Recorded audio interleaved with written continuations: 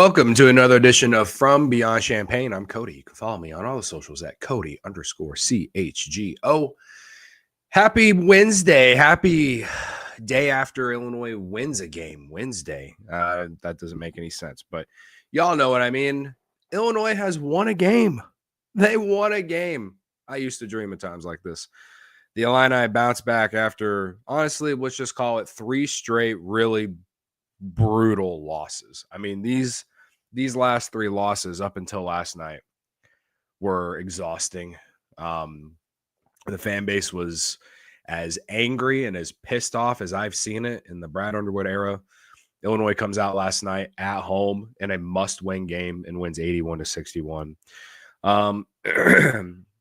If you can't tell by my voice, please bear with me. I got a cold right now because in Chicago, and if any of you listening are in Champaign would know, the weather has drastically changed. All right, because it's been like 60 degrees the last 2 days, and last week I swear it was like in the 20s. All right, so as we all know here in the Midwest, sometimes it can just be very, very tough on your immune system and your nose during this transition, because we all know it'll be 20 or 30 degrees again in a day or two, right? I took the dog that's here right now for a walk, and it's once again like not that bad outside, and I just know that eventually it will be freezing cold one more time before spring is officially here. So please bear with me. I'm going to try and keep this to maybe a 20 to 30 minute show today. It is 11 o'clock. I have to be at my job at 12:30. So yeah, I'm not going to be here that long. And there really is no reason to be here that long anyway. I think my overall reaction with this one is it's just nice to win one. I said that in my TikTok video last night. It's just nice to win a game. That's where I'm at on this one. You had to win this game. If you wanted to make the NCAA tournament, you had to win this game. It's very unfortunate that we got to this point, right? Very unfortunate that we got to this point where it felt like you had to win a game just to make the NCAA tournament. But a little perspective, I always try to bring a little perspective. If we go back at November, we all felt like the team was going to be an NCAA tournament team. We all thought it was going to be a roller coaster. It's basically, that is basically what we have got. Now I can sit here and definitely say that we expected more out of this team, and I'm right there with y'all. So there's still a lot of things to have concerns about. But this would have been, was it 6 straight years Illinois is going to make the NCAA tournament? I mean, I just remember when we we're just a bubble team. So I don't take these moments for granted. Let me drink some water. Oh my God. Yeah, I don't take these moments for granted, because there are many, many programs in college hoops right now that would love to be in Illinois' situation, making the tournament, becoming an elite program. Now, has Illinois lived up to their own standard of expectations? No. Outside of last year, they have not been doing that. They have not been living up to their own standard. And there's plenty of reasons behind that, and we have discussed them over the last three games, 3 post games that we have done, right? And just in general during the Brad Underwood era. But you zoom out a little bit, have a little perspective. I think it's worth celebrating and worth appreciating that we are in this era of basketball. This fan base is as passionate as any fan base in college basketball, and we all have high expectations, and Brad Underwood has high expectations, and I get it. I get everyone's frustration that we've had, and I'm right there with you, man. I'm sitting here pounding the table too. I'm sitting here watching the games, asking, why are we shooting all these threes, right? I'm sitting here doing that too. So there's plenty of criticism to go around. I still even think in this game there's some things to criticize, but overall it's just nice to win this game. It's nice to win this game and basically clinch an NCAA tournament. Now, reasons why they won this game. Tomislav Ivisic. Oh my goodness. He had been no-showing the last couple games. He showed up yesterday, and he should have because of the size advantage Illinois had over Iowa with Freeman out, right? 22 points on 9 of 13 shooting, right? He owned the first half, 15 points, right? So they need Tommy to be this guy. I'm not saying he's got to score 22, but he's got to be active. He's got to be some sort of a how would I explain it? He's got to be some sort of force inside, because this team, as we've seen over the last month and a half, like if they're not hitting outside shots and they're not getting downhill, it gets really ugly. So I'm happy to see Ivisic get back to a form of him that we've seen. And Brad said in post game, that he's getting better. He was able to return to practice, and we know how much Brad's been talking about the lack of practice time as a whole, and Tommy not being able to be in practice because he's sick and all these things. He comes back to practice. He comes out and has a game like this. Say whatever you want to say about Brad and the just the pushing down of shooting threes and the sickness and all that. Like his answers are at least showing in this game that like maybe he knows what he's talking about. And the fact that like when guys aren't able to practice, it doesn't necessarily show, or it necessarily shows that in the game sometimes. And Tommy hadn't been able to practice. He's, again, been sick. He's been on one foot basically because of that ankle injury too. So it's good to see or hear that he was back in practice, and it was good to see him go and perform like this. So like I we all need to just like light some lighters and just like start a like health, like a no sickness in Champaign. Like don't touch any of the players if you had a cold or anything. I will go nowhere near Champaign with the way I'm feeling right now. Right. Either way, he had a great first half, and I thought he was the big reason they led by 7 at the end of the first half. I thought they could have led by more based off the amount of turnovers they forced. But overall, 30 was 37-30 at the end of the first half, and he had a big part of it, 15 points, I believe, in the first half. So I thought Kylan Boswell had his I think I could probably make the argument Kylan Boswell had his best game of the season, right? And he still didn't shoot the the 3-point shot well, 1 of 4. But 15 points, 7 assists, and 4 rebounds. His defense continues to be awesome on all-ball defense. Guys like Sanford and Dix, they combined for 18 points total. Like, I was not going to go on the road and win when those two guys are combining for less than 20 points together. So, Illinois' defense as a whole was great tonight or last night. I think it was a season low for Iowa in total points, but Sanford and Dix were pretty quiet. Couldn't hit any shots. They both combined for 2 for 10 from 3. And Kylan had a big part in the defensive effort. And I thought his defense has been the one consistent thing that they've had all season. Despite how bad the Duke game was, Kylan did defend Cooper Flag pretty well. They're just so deep at Duke that, and all kinds of other reasons why Illinois lost that game that we're not going to revisit. But the ability for Kylan to get downhill, get to the basket on some drives is good to see. And I think the biggest thing too is I don't think he had any turnovers. Let me make sure on that. He had 1 turnover. Kylan had 1 turnover. Kasparis only had 1 turnover. For the game, the team had 5 turnovers. Like, I don't know if we're going to see that again this season, because I've watched this team enough to know that I shouldn't bank on that. But when your 2 starting guards combined for 2 turnovers, based off how this team has played, I mean, you can only hope that you start to see a little bit more of that as we go into March. I think that's one of the biggest positives from this game. 5 turnovers total. They took care of the ball, and from the guard position too, they took care of the ball, and that's good news.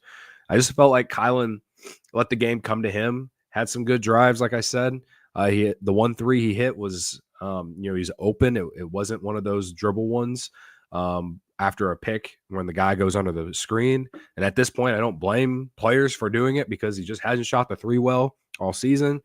So I just feel like he took shots when needed and he didn't force anything. And yeah, let me know what you think. I feel like this might have been Kylan's best game of the year, and they're going to need more of this if they're going to make any noise in March at all. All right, I need a sip of water. All right. So talked about Ivisic, talked about Kylan. I thought Trey White had his best game in a while. He hit 2 threes. Trey White hit 2 threes. Where has that been all year? He hit 2 threes. 2 of 4 from 3, 14 points, 5 of 8 shooting. He had he had some nice drives. He got hit. Kasparis hit him in transition on one particular fast break. And it's like he did all the things that I felt like he was doing in December and early January when he was playing well. And I'm like, where did that go? How do we keep this guy engaged? Stuff like that. And they are going to need this form of Trey White. They are, especially without Merez Johnson. They're gonna need some form of Trey White doing that. So happy to see him, and I'm happy to see him make some 3-point shots. Especially, I think that's probably the biggest thing that I'll take away from this game is that he hit some 3-point shots. So that helps stretch the floor. It helps keep defenses honest, right?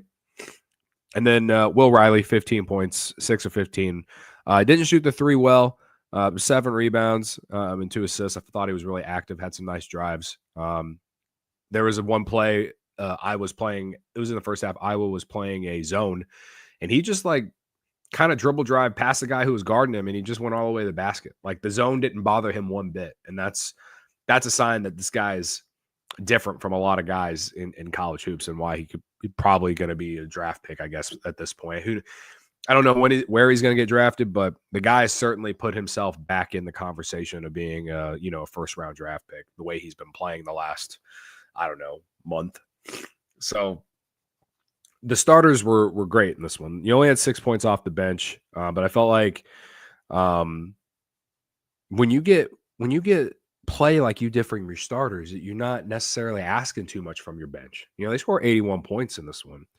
You get 4 of the 5 guys who start to do what they did in double figures. Like, that's awesome. That's great. Like that they need that, and just after allowing 110 points to Duke to only allow 61 to Iowa. And I know Iowa's not good, but Iowa also has a really good offense, and we've seen them get hot, and they had no answer against Illinois' defense. And I largely think it's just because they lack size in this one. So I will say this was surprising to me. This might have been one of the first games of the year where Illinois lost the rebounding game and they won.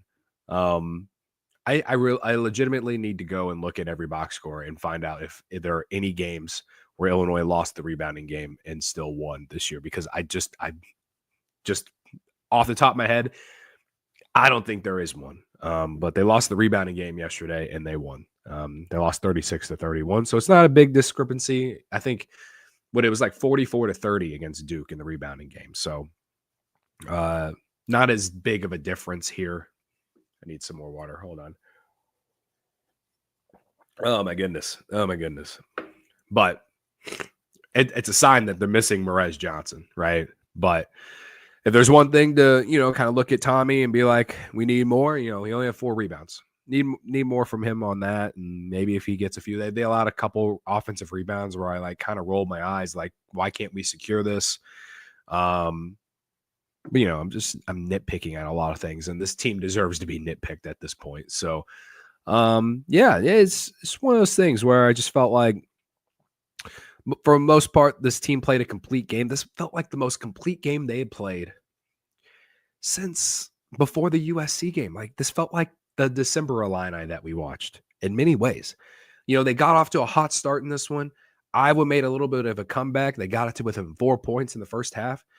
And Illinois didn't fold. They got back. They got back to, doing what got them in position to do well, getting to the basket. And, I felt like they just went back to Tommy, because I felt like Iowa made that run when Tommy was on the bench. So they brought him back in and they were able to stabilize a little bit. Illinois did go through one of those lulls where they couldn't make anything. and it allowed Iowa to get back in the game. So, that's probably the worst part of the game to watch for Illini fans, but you still led by 7 at halftime. So I just felt like they never really felt like this game was a doubt. They came out with a different look last night in terms of just urgency. And for a young team, I commend them for doing that. And Brad gave him a lot of credit. Brad's always going to give him a lot of credit after wins. So it's just one of those things that they just need to find more consistency doing. And they got 2 games coming up. Where they can certainly shift the narrative, right? We can talk more about that here next. I need some more water. And again, thank you all for bearing with me. It's a tough one. Tough recording for me today. Can't believe I got to go do this for an hour at my full-time job. All right. So I thought defensively, Brad talked about a lot in postgame about how they changed the defense up a little bit. And I'm not some X's and O's guys. I didn't really understand a lot of what he was saying. All I know is that they changed some stuff up defensively, and it worked because it's not like Iowa had anyone who went off. Harding went off. I don't know how good he is. I know he was Mr. Basketball in Illinois. He probably felt like it was more of a revenge game. I don't know a ton about him. When I think about Iowa, I'm thinking about Dix. I'm thinking about Samford, but other than Harding, like no one really did anything for Iowa yesterday. And we've talked a lot about how in every game, there's always some random dude who has a career night. No one for Iowa last night had a career game. So that's good to see. Maybe this defense, this change can lead to something good down the road. I'm grasping for straws here, guys, because it's hard to get really excited about this one because it's Iowa. They're just not a very good team. But we've seen them lose to Rutgers. We've seen them lose to Nebraska, USC, So it's certainly worth celebrating in some form. All right. We're about 17 minutes in. If you're on YouTube, hit that like button for me. I appreciate it. Subscribe if you're new here. I didn't say that at the beginning, but if you're still watching, yeah, hit that like button for me, and I really appreciate it. All right, so I guess we can save this last part here for big picture. Big picture, man. Big picture. That was the last game for February for Illinois.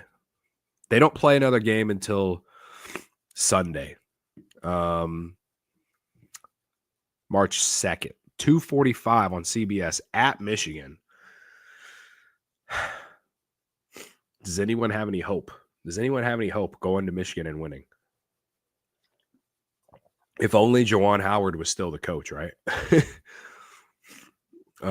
Michigan 21-6, ranked 15th in the country.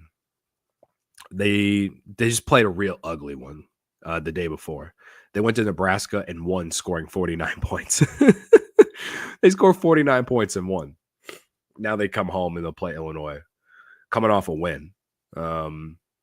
Maybe it's a good sign because I think Michigan probably feels like that was more of a, they felt lucky to get away, only scoring 49 points and winning. Maybe it's a good sign for Illinois that they're getting a team that struggled to score against a Nebraska team that's not very good on the road. But their last home game, they lost to Michigan State by 13. But they beat Purdue at home the home game before that. So, we all know Michigan is a much better team than what we've seen in the last couple of years with new head coach Dusty May, who I believe got an extension just a few days ago. So, I think the key will be inside. Vlad Golden and the other big man that I always forget the name of, like.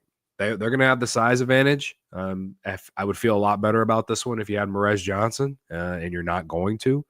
So they're going to need big games from Kasparis. They're going to need Kylan to play like he did against Iowa. They're going to need Trey White to not just do cardio. They're going to need him to hit some shots. They're going to need him to be active defensively, get out in transition, and make some plays at the basket, right? And I do think that they're going to need some more help from the bench too. They need to get Dre Gibbs Lawhorn going when he comes off the bench, right? They need Humrickhouse to hit a couple threes. I just feel like when you go on the road to Michigan, it's going to be a full team effort. If they're going to have any shot to beat Michigan on the road, that without Merez Johnson, especially, like, they're just going to need a full team effort. And it's very easy for someone to say that. It's not news to anyone, but I'm not going to sit here and say I don't think they have a shot. For as bad as things have been, I still feel like Illinois has the highest ceiling of anyone in this conference to do anything in March. I really do. And maybe it's delusion. Maybe I'm just a moron. That's fine. Y'all, anyone can disagree with me on that. That's fine. Absolutely. I do not blame anyone who completely disagrees with me on that. But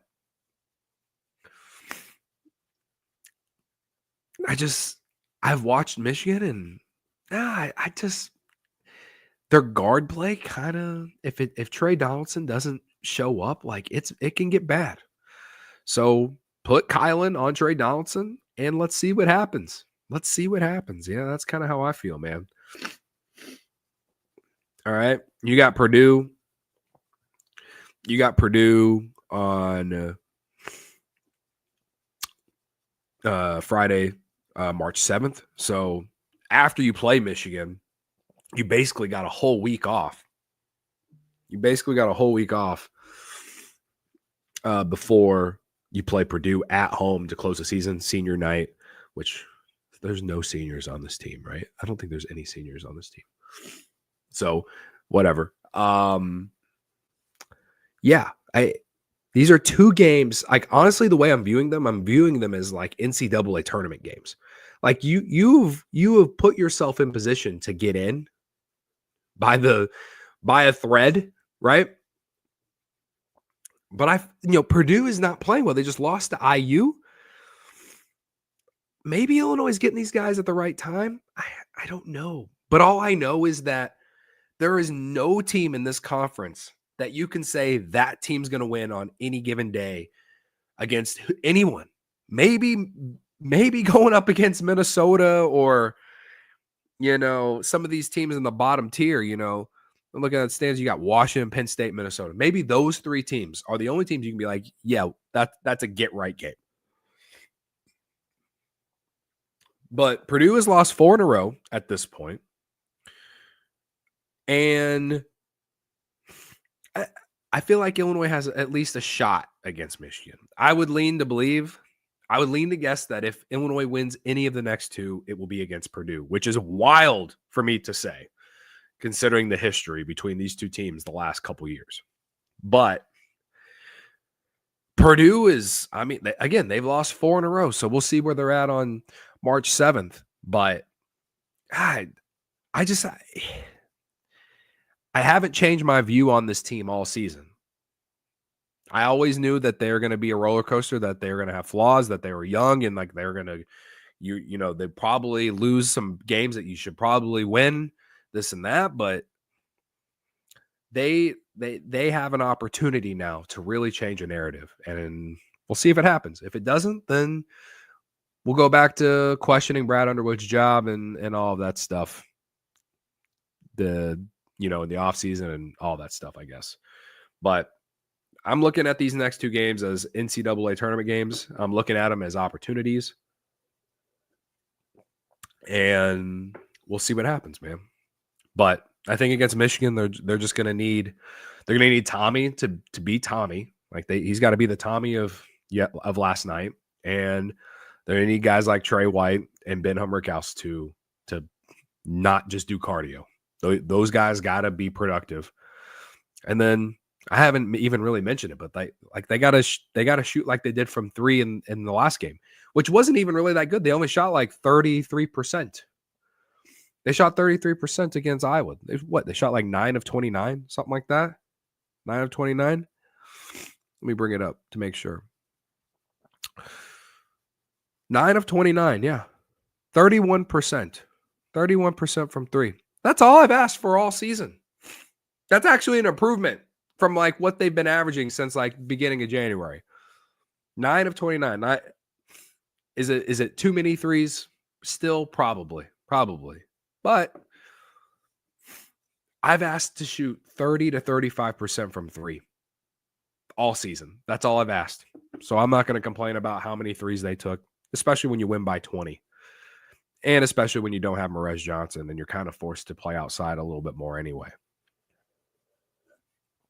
And anyway, when they shoot the 3, if they make them, it opens up the lanes for their guards to be able to get downhill too. So they in many ways, they have to continue to shoot them.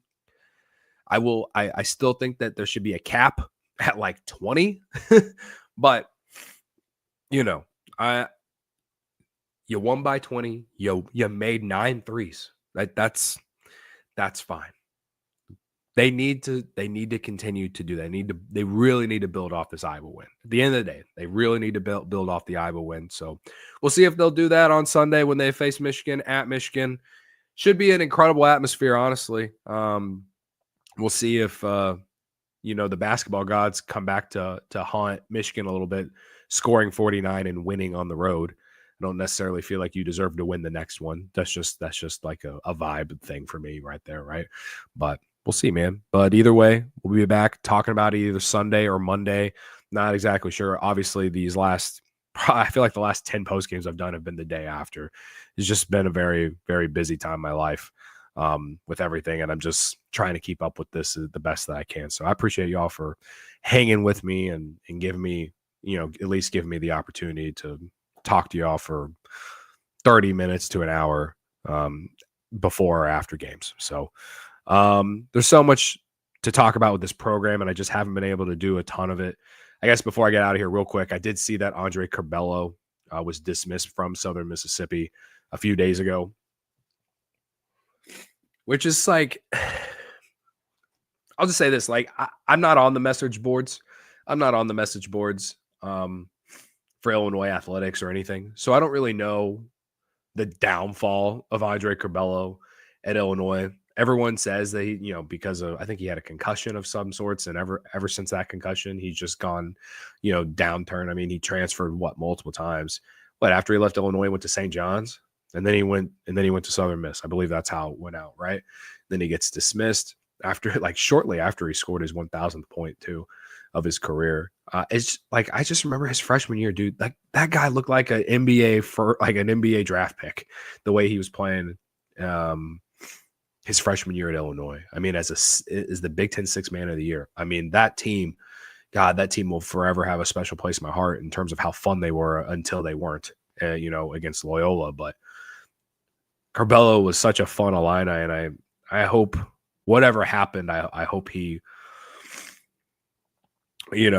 rebound somewhere. I don't know if his time in college hoops is done, but it's honestly like a little bit of a sad fall. So I'm wishing him nothing but the best. He was one of my favorite Illini during the Io Kofi era. So never would have seen this coming, where he's getting dismissed by a team. So just sounds like a lot of things off the court that play a big part in that, obviously. And who knows? Well, I guess we'll kind of wait and see, but it's kind of sad downfall. And it just goes to show you that we don't really know a ton about guys. You watch guys play, and you watch their emotions on the court and stuff. You listen to them talking post game. We genuinely don't really know any of these people, like who they are off the court, stuff like that. So that's all I can really say. And I say that not just for college basketball, but just any sport. Like, sometimes you just gotta remember that, So for what I know and everything, I will just say that I hope that he turns a corner at some point, because he was just too talented for this kind of downfall, in my opinion. So, all right, guys, we're just around 30 minutes. I said 30 minutes, and we're doing 30 minutes. All right. So I appreciate y'all's support. Hit that like button before you head out of here. Pause. Water. Thank you. Hit the like button. Subscribe if you're new here. Links for the audio version are in the description. We'll be back either Sunday or Monday recapping the Illinois-Michigan game. And yeah, I appreciate y'all's support as always. And I'll see you then. Hopefully Illinois keeps this momentum going. I'm not going to bet on it, but who knows? Who knows? It's just nice to win one. It's nice to get off the losing streak, have a little bit of some positivity, and let's see if Brad can get this team going in the right direction. That's all I'm asking.